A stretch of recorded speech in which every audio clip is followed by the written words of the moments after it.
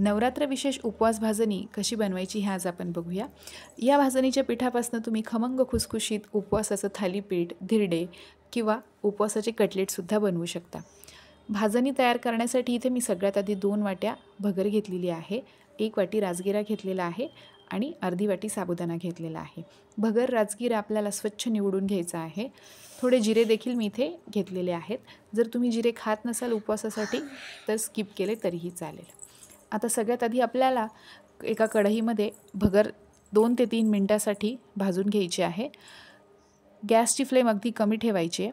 भगरीचा रंग थोडासा बदलेपर्यंत आपल्याला भगर भाजायची आहे।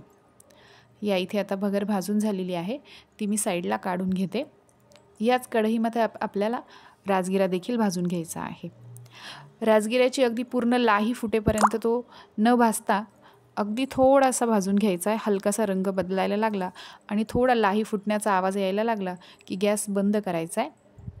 हे बघा, या इथे तुम्हाला दिसतंय थोड्या थोड्या लाह्या तयार व्हायला लागल्यात राजगिऱ्यातल्या। आता तो राजगिरा देखील मी इथे बाजूला काढून घेतलेला आहे। याच कढईमध्ये मी आता साबुदाणासुद्धा भाजून घेणार आहे।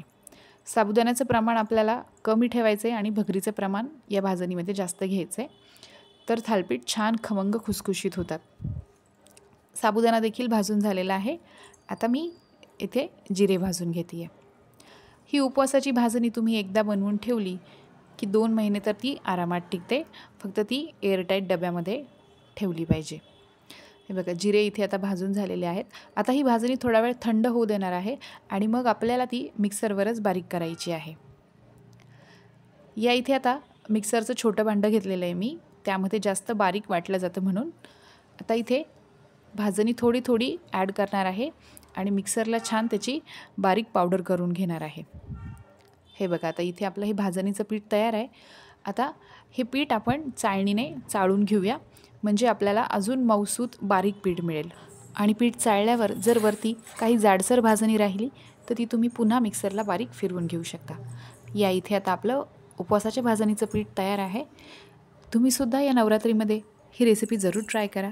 व्हिडिओ आवडला असेल तर व्हिडिओला लाईक, शेअर आणि आपल्या चॅनलला सबस्क्राईब जरूर करा। इंस्टाग्रामवरही आपल्या पेजला फॉलो करा।